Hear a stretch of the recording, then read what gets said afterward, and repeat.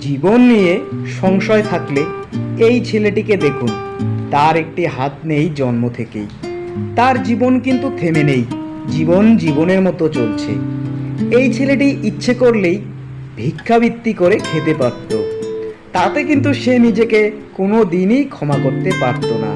কেননা ভিক্ষাবৃত্তি হলো যার জীবনের কোনো আশা নেই, আকাঙ্ক্ষা নেই, ভরসা নেই, বিশ্বাস নেই, নিজের জীবন নিয়ে নিজেরই যখন ঘেন্না হয়, সেটাকেই ভিক্ষাবৃত্তি বলে।